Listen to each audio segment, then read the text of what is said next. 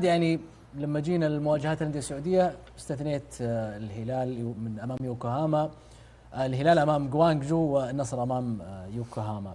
لكن من طلعة القرعة شفنا كلام كثير عن جوانججو، وعندهم لاعب أسطورة ولاعب هو اللي شايل الفريق، حسينا أنه هو كل شيء. إيش مكامن المميزات والخلل عند جوانججو؟ أنت تقصد جاسر أساني؟ أساني كله يقول لك جاسر أساني جاسر أساني، مش ألعاب قوة هي. لا، جاسر أساني لاعب من ضمن مجموعة من اللاعبين، حالة من حال سالم الدوسري في الهلال، حالة من حال أي لاعب. فبالتالي احنا نشوف يلعب بطريقة كلعبه، يلعب بطريقة الأربع مدافعين، وفي استقبال اللعب يحولها للخمسة. تخيل هذا قاعدين نشوفه. كثرة تدوير الكرة يا هلال في الخلف بحثا عن ضغط الهلال العالي، جرأة التسديد عند المثلث الهجومي كله، وليست فقط عند جاسر أساني. عيوبها الفنية هي نقاط قوة الهلال، وبالخصوص الكرات العرضية. ليش عماد تقول كذا؟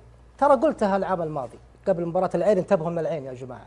وكان في ناس تطلع يا عماد تراك انت مكبر العين، في الأخير العين سوى طلع النصر وطلع الهلال. وحذرت من بارك محور العين الإمارات يتذكر، حذرت من هذا اللاعب وخرجنا العين. فلازم احنا نحترم التفاصيل الفنية هذه اللي ممكن تفوزه صدمة، ونقعد نعيش الصدمة ونقول ليش سوينا كذا؟ ليش هذا الفريق فاجأنا؟ لأجل ذلك نوضح. يلعب بطريقة الأربعة، لي جو سيونغ سانغلي كيم في أحد المحورين، لي أو بارك مباشرة يقلبوها خمسة. من الأربعة كذا تتحول لطريقة الخمسة واضحة، زي ما سوى الاتحاد مع القادسية. فابنهو رجع، فابنهو يكمل المثلث. هذه تشكل مشاكل كبيرة جدا، خصوصا الهلال يحب الكرات العرضية فيكون عنده زيادة عددية. عرفنا طريقته، كثرة تدوير الكرة في الخلف بحثا عن ضغط الهلال العالي. راح تشوف فريق يدور حتى لو وقته، ترى يحب يبني من وراء كثير وصبور وهادي، والهلال يجيك بالضغط العالي. يعني يشوف الضغط العالي عند الهلال فرصته للتسجيل.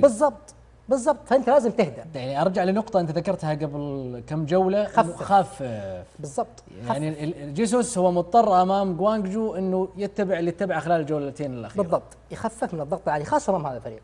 هادي حيتعبك، ترى حيتعبك باص ترى دائما ياخذ اكثر تمرير، فاز ولا خسر. فهو دائما يدور الكوره كثير من وراء، فلا يضحك عليك تروح انت بالضغط العالي بعدد كبير وتترك المساحات لرقم ثلاثة، جرأة التسديد عند المثلث الهجومي، وليست فقط عند جاسر أساني. خلاص أنا من أمس قاعد أقرأ جاسر أساني اللاعب الألباني، جاسر أساني يعني رقم 13 عنده بارك جونغ، وعنده البرازيلي ريس، وعنده سيونغ أيضا رقم 77. ترى كلهم عندهم جرأة تسديد. هذول كلهم جاسر أساني كلهم. اي نعم. شكرا لك. نعم، بس هذا يسجل وهذا ما توفقوا في التسديد، عارضة ضربات ما توفقوا، لكن كلهم عندهم جرأة تسديد. فالأفضل نجي نقول للهلال ترى في لاعبين غير جاسر أساني خطير، لا يكون تركيزنا على لاعب مش ألعاب قوة. فريق يشتغل كمنظومة عمل، لازم نحترم هذه التفاصيل. أخيرا نبشر عيوبها الفنية هي نقاط قوة الهلال، وبالخصوص الكرات العرضية. أنا أتبشر بأساني هذا، لأنه أساني هذا يخرج من الناحية الدفاعية مع سيونغ، فيتركون كيم ولي الظهيرين ذيل ما يلقون مساندة دفاعية سهلة. إن شاء الله هذه سهلة. كانسيلو وسالم ولودي ومالكم نروح نفتح الملعب، ومتروفيتش وسفيتش عندهم مشاكل كبيرة في الكرات العرضية. أغلب الأهداف اللي تجي في مرماهم بالكرات العرضية. نتمنى التوفيق لنادي الهلال مع ضرورة مراعاة تخفيف الضغط العالي والدفاع المتقدم. طيب في شيء يخص الهلال والنصر والأهلي معا، كيف يتعاملون مع المباريات القادمة بعد العيد في دوري روشن قبل نخبة آسيا؟ 4 أو 3 جولات بعد العيد.